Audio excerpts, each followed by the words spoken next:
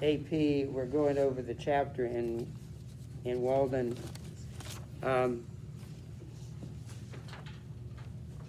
Entitled Where I Lived and What I Lived For. Tyler, what did he mean by that? For a man is rich in proportion to the number of things he can afford to leave alone. So like the less you rely on things, like the more qualities you develop. The less you what? Rely on certain things, the more qualities you develop. Yeah, I like that. In other words, you can be rich two ways. You can have a lot of things, everything, you have a lot of desires, and you meet every desire. That's a rich person, right? Or you can be rich, I have very few desires, so I have few desires I need to satisfy. You can be just as rich. And he approaches it that way, that the fewer things you have, the fewer desires for things materially you have, you're as rich as the richest man in the world, and less rich, more rich, because of what Tyler said. I don't need those things. I don't need a big car, a big house, a big bank account. I don't need them. I don't want them. I don't need them. So I don't worry about it. As opposed to the person that wants them and needs them and strives to get them. Remember how he almost bought a house that was just like him. It didn't bother him at all that the guy reneged on the deal. He gave it back to them. Remember how in number 3, do you remember this? What does Thoreau mean? That though he didn't buy the Hollowell farm, he retained the landscape. Anybody? Nick, you know what it means? Well, you just have the mental image of all the scenery. You pay a lot of attention to the details and how the landscape looked. Yeah, and it didn't cost you a thing. Like, you can drive through the richest neighborhood in Greensboro and own anything you want in your mind. Is it a trick? I suppose it is. But it's not either, because you can see it. You can drive by that beautiful front yard. I don't have to keep it up. I don't have to pay for it. But I enjoy it as much as the person who lives there. So that's kind of the way he looks at things. Remember number 4? He spent 2 years there, but the book is written as if it were in 1 year. And I think we were talking about number 5, Kayla. What do we mean by vast horizons? Did we answer that one? Yes. Okay, what did he say? That the happiest people, I'm paraphrasing, the happiest people in the world are those who have vast horizons. And what did he mean by that? Like, the ones who are most happy are the ones who have, like, the most infinite desires or infinite possibilities. Yeah, what do you mean infinite possibility? Because remember, he doesn't believe in material desires.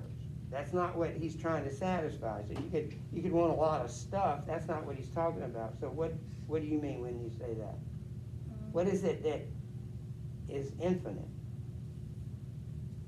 Possibilities. That's just what I said. I don't know. Okay. It's just like he's open to anything. Okay, so an open mind, all things are kind of possible attitude, except not materially. And so if you had a house up on a hill and you could see all around you, that would be what he would like, but mentally. So he wanted to have a mind that's like that can see far, not just nearsighted, like what am I going to eat today, and just material things would be nearsighted. I don't think we did 6, did we? All right, so I'm going to tell you where 6 is. Yes. Do you have an extra sheet of the questions? I wasn't here. Yeah.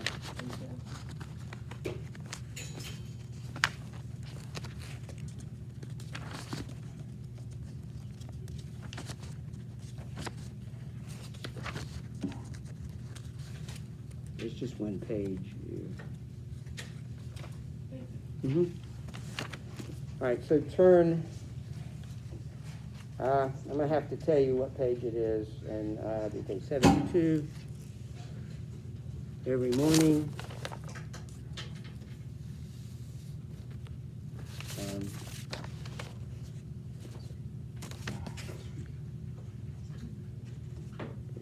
Page 72.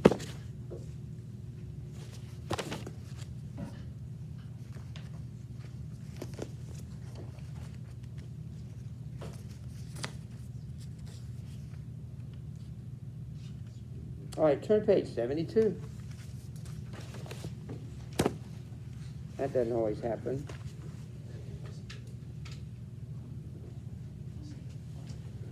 Look at the little poem there, and he says this. There was a shepherd that did live and held his thoughts as high as were the mounts whereupon his flocks did hourly feed him by.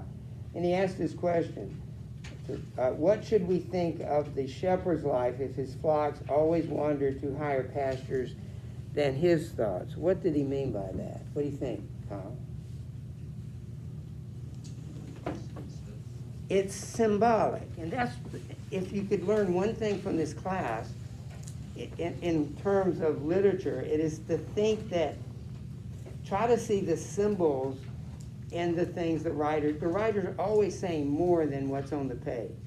So when he's talking about shepherds and mountains and higher places, he's not talking about a literal shepherd alone. So what do you think, what does he mean when he says, if your thoughts, we should think of the shepherd's life if his flocks always wandered to higher pasture than his thoughts? What does it mean to have high thoughts? High thoughts, what does that mean? Make high expectations. Like, Okay, what would that mean? to like set your sights high and like have a goal in mind. What do you mean high? Like, When something's high, what do you have to do? you gotta like work for it. Yeah. So why is that a good thing? Why is it a good thing to have goals that are higher than you that you have to work for? Don't you want low goals that you can grab? Low hanging fruit? Isn't that better? Why is it better up here than here?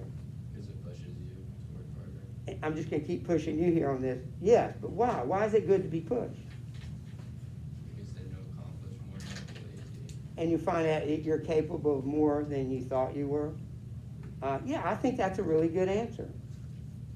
Your thoughts should be higher than your ability to achieve them, because it brings out the best in you. And it says, Philippians 4:8, do any of you know that? You do, you just maybe not recognize the verse.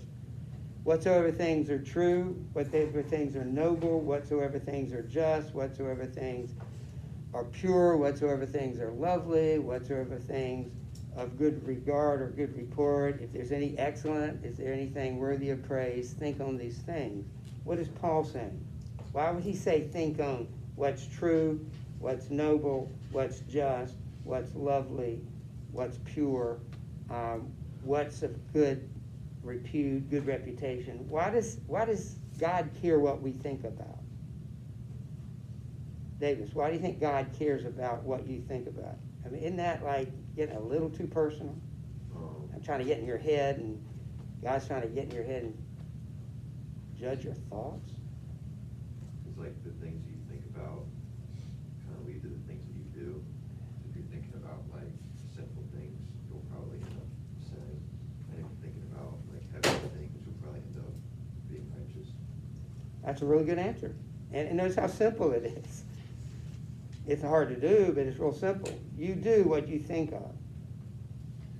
I mean, there are knee-jerk reactions. Somebody's throwing something at you. You don't have to think about it. You move away. I guess there's some things we don't think about because they're instinctive. But isn't it true? Most of the things that you do, you've thought about. In fact, you're encouraged. Think about what you're doing here. Haven't you had a coach or a parent or a teacher say, "Do you ever think about what you're doing?" You know. Because the assumption is if you had thought about it, you wouldn't have done it. This is a theme of Thoreau. Higher laws. There's a whole chapter we're going to read about higher laws, higher thoughts. All right, look at number 7. And we can read about this one. Finley, do you mind reading? Oh, we could actually read a lot of this next. It's a long, and you can read all of it or you can read part of it, and Julia can help you out. Where it says, every morning, it's the next. Every morning. Every morning was a cheerful invitation to make my life of equal simplicity and, I may say, innocence, with nature herself. I have been a sincere worshiper of Aura as the Greeks. I got up early and bathed in the pond. That was a religious experience. And one of the best They say that characters were engraven on the bathing tub of King Ching Fang to this effect. Renew thyself completely each day. Do it again and again and forever again. I can understand that. Morning brings back the heroic ages. I was much affected by the faint hum of mosquitoes making its invisible and unimaginable tour through my apartment at earliest dawn. When I was sitting with the door and the windows open, as I could be by any trumpet that ever sang of fame. It was Homer's Requiem, itself an Iliad and Odyssey, in the air, singing its own wrath and wanderings. There was something cosmical about it, a standing advertisement, till forbidden, that of the everlasting vigor and fertility of the world. The morning, which is the most memorable season of the day, is the awakening hour. Then there is something somnolence in us, and for an hour, at least, some parts of us awakes which slumbers all the rest day and night. Little is to be expected of the day, if it can be called a day, which we are not awakened by our genius, but by the mechanical nudgings of some servitor, and are not awakened to our own newly acquired force and aspirations from within, accompanied by undulations of celestial music, instead of factory bells and fragrance filling the air to a higher life than that we fell asleep from. And thus the darkness bare its fruit, and proves itself to be good no less than light. That man who does not believe that each day consists in earlier, more sacred oral hour than he has yet profaned, has despaired of life, and is pursuing a descending and darkening way. After partial cessation of his sensuous life, the soul of man, or its organs rather, are reinvigorated each day, and his genius tries again what noble life it can make. All memorable events, I should say, transpire in the morning time and in the morning atmosphere. The Vedas say, all intelligence is awake in the morning. Poetry and art and the fairest and most memorable of the actions of men date from such an hour. All poets and heroes like Memnon are the children of Aura, and they emit their music as sunrise.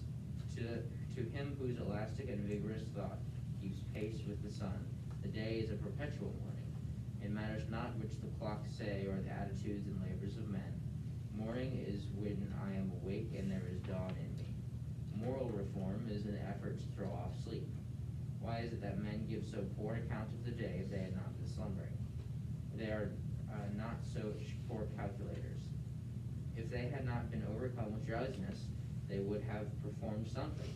The millions awake are enough for physical labor, but only 1 in a million is awake enough for effective intellectual exertion, and only 1 in 100 million to a poetic or divine life. To be awake is to be alive. I have never yet met a man who is quite awake. How could I have looked him in the face? Thank you. I want you to write down one sentence or just a quotation from that chapter about morning. You pick it. Find something he says about morning. The question is, what does he think about morning? And this quote that you find will answer that question.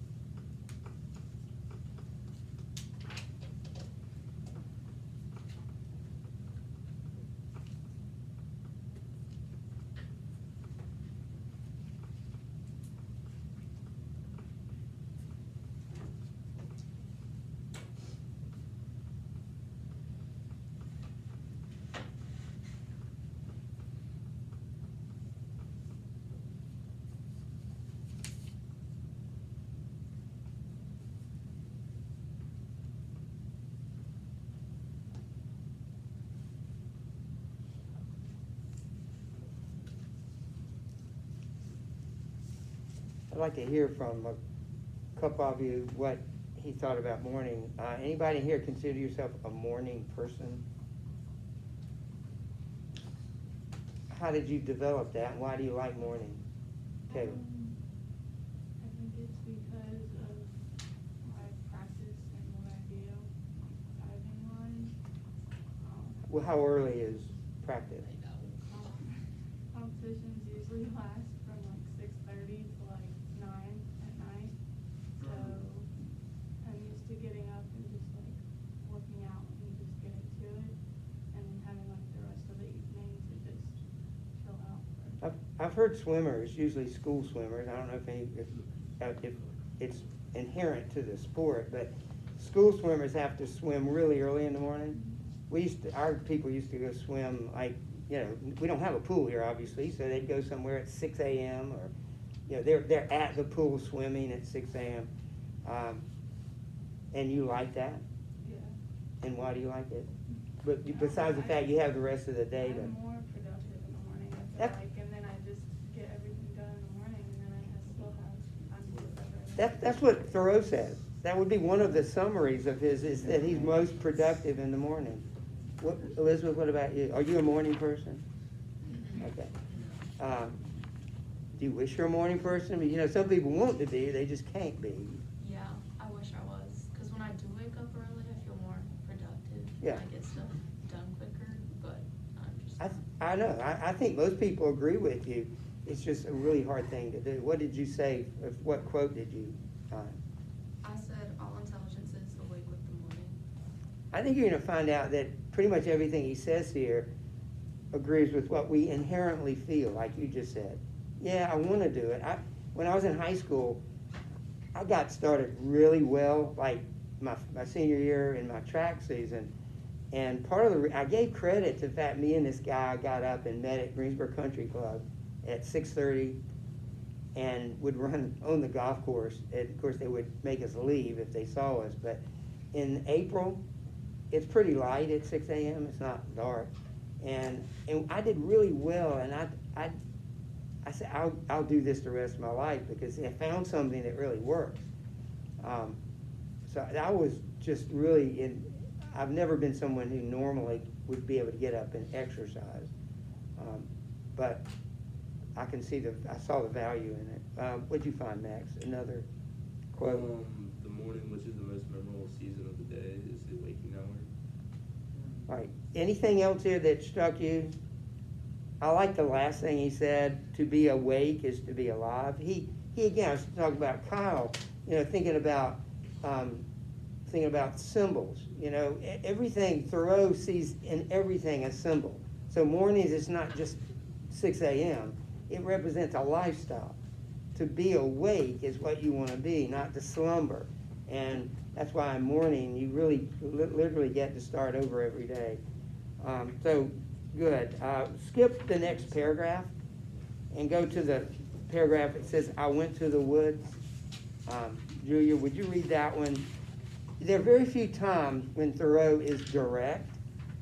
Like he seems to have to use all these analogies and metaphors to tell us what he thinks. But here he tells us exactly what he thinks. There are times when he's incredibly to the point. And so you need to know why he went to the woods. He tells us explicitly why he goes to the woods. I went to the woods because I wished to live deliberately, to front only the essential facts of life, and I see if I could not learn what it had to teach, and not, when I came to die, discovered that I had not lived. I did not wish to live what was not life. Living is so dear, nor did I wish to practice resignation, unless it is quite necessary. I wanted to live deep and suck out all the marrow of life, to live so sturdily and Spartan-like, as to put to rout all the things that was not life, to cut a broad swath and shave close, to drive life into a corner and reduce it to its lowest terms. And if it proved to be mean, why then to get the whole and genuine meanness of it, and publish its meanness to the world? Or if it were sublime, to know it by experience, and be able to give a true account of it in my next excursion. For most men, it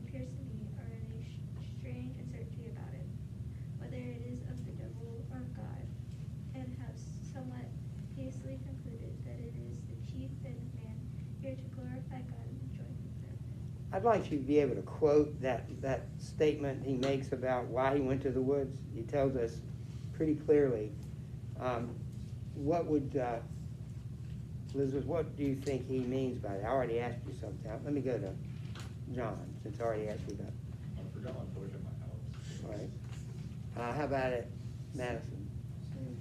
Maybe he wishes to like live away from all the problems the world and live to his imagination and thoughts and like nature. And what does he mean when he says, I wish to live deliberately, to front only the essential facts of life? And then he says, to see if I could learn what it had to teach, and not, when I came to die, discover that I had not lived. I really like that. Christians don't ever have to say that. But what does he mean to live life deliberately, Madison? What do you think he means deliberately? You know what the word is used with a jury when the jury finishes listening to? Okay, what do they do when they deliberate? It's the same word. When the jury deliberates their verdict, what do they do? I mean, you've never been on a jury. I've actually been on 2 of them. They're fascinating. You don't want to do what? What were the cases? They were both civil suits. They weren't criminal. And one person was suing another one guy was hit by a car, and the other one she was hit by a car riding a bicycle, and I know the exact spot because I've been there before. And so we spent 2 days actually deliberating, and we gave the plaintiff, the person that was suing, 0 money. And I remember that. We said, we none of us trusted the plaintiff. We felt, and of course they wouldn't tell us anything about, were there any criminal charges, anybody, but the plaintiff, I remember, I think she got hurt kind of bad, but we weren't allowed to know any of that. I don't think. Anyway, but when you deliberate, what do they do when they go into the jury? What are they in the jury room? Like, you've seen movies, you can imagine. Discuss. And they take time to do it. They think carefully about the facts. How could you live life that way? What does he mean? He wants to live life like that. Intentionally taking time to go through and think about things and being sharp to his decision. Exactly. I like the word intentionally. He intends to live this way, not because I just do this and this and this. He thinks about what he does. And he couldn't do that in town. He had to go outside of town to think about what's really important, what are the most essential things in life. All right, good. All right, so we did that one. To be a philosopher, okay. So would you, let me find out what page it is. Page 77, let me see. For my part,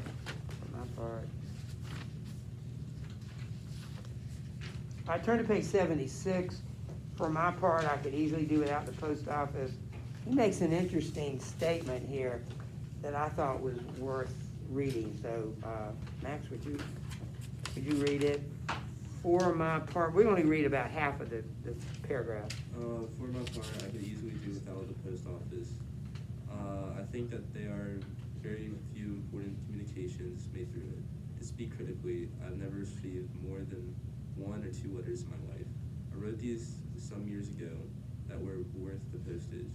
The penny post is commonly an institution through which you seriously offer a man a penny for his thoughts, which is so often safely offered in jest. And I am sure that I never read any memorable news in a newspaper. If we read of 1 man robbed or murdered or killed by an accident, or 1 house burns, or 1 vessel wrecked, or 1 steamboat blown up, or 1 cow run over on the Western Railroad, or 1 mad dog killed, or 1 loss of grasshoppers in winter, we never need read of another. 1 is enough. If you are acquainted with the principle, what do you care of a myriad of instances and applications? To a philosopher, all news, as it is called, is gossip, and they who edit and read it are old women over their tea. Okay, you can stop there. What does he mean when he says, to a philosopher, all news is really gossip? First of all, what is gossip? What is gossip? Ethan, what's gossip? I think when you're talking like bad about someone, usually as a negative, it's usually negative, and it's usually like behind closed doors or behind someone's back. Why is that true? Have you ever heard of good gossip? You ever heard two students saying behind somebody's back? Did you hear what they made on that test? It was a 98. It's incredible. Did you see how good that person? Look at her. Look how great she looks today. Can you imagine? Do we ever talk like that? Why is it always negative? You ought to invent good gossip where you actually say good things, whispering to your friend about somebody else instead of bad things. Anyway, what does he mean? News is gossip. By the way, is gossip true or not true? It can be. I mean, sometimes word can pass that's not true, and it gets kind of mixed. Sometimes there's a basis in truth, but it often gets out of hand. So what we're doing, we're transferring information that we don't know whether it's true or not. Yeah. So we're passing it anyway, and there may be some truth to it, but okay, so what does he mean? News is gossip. Like my father-in-law likes to watch the news in the morning. I turn it on, and frankly, I'll for some reason, like I want to know what happened overnight. Like I've slept for 8 hours, usually not that long, and I don't want to miss anything. Like, did something happen overnight that I don't know about? He says news like that is gossip. What do you think he means? I mean, anybody, is it ever, considering that it's usually bad, is gossip ever considered a good thing? No. No one would ever say it's a good thing. If he says news is gossip, and it's unverified, and it's a waste of time, that is gossip is, and he says most news is. It's just, first of all, it may not even be true. What you're hearing may decide later that he didn't murder the guy, or that he wasn't, whatever. First of all, it may not be true. And even if it's true, it's probably not important. What kind of things do philosophers think about? The meaning of life and those kinds of things, instead of who won the game, or who won the election, or what's the stock market, or who won the war. Those things are not the object, or the object of philosophers. So it's not right. That's a word he uses a lot. Necessary. Who won the war? There'll be another war next week. It doesn't really matter who won this war. And so that's how he thinks about news. He thinks about the essential, necessary things always. All right, so that's number 9. Number 10. Let's see, number 10. Shams and delusions. Shams and delusions. All right, bottom of page 77. And Ethan, do you mind reading that? I lost luck on that. How about, I'm sorry. have you got it? Okay. Todd's going to read it for us. Shams and delusions are seen for sound truth.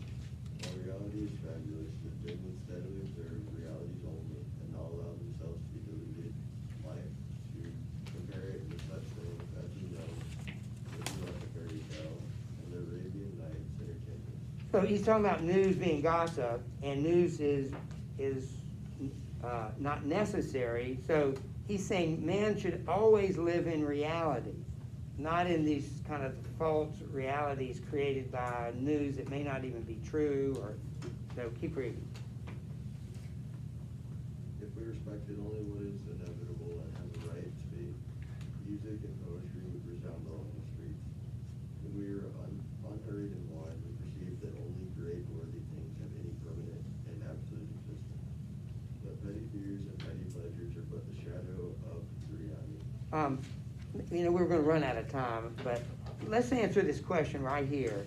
What does it mean by reality? There's more, and we'll read it tomorrow. Well, we'll read it Wednesday, but when we are unhurried and wise, we perceive that only great and worthy things have any permanent and absolute existence. So reality is those things that are great and permanent and worthwhile. That's why I'm going back to Ephesians 4:8. What things are true, what things are lovely, what things are noble. These are the things that make up reality, things that last. And that's very biblical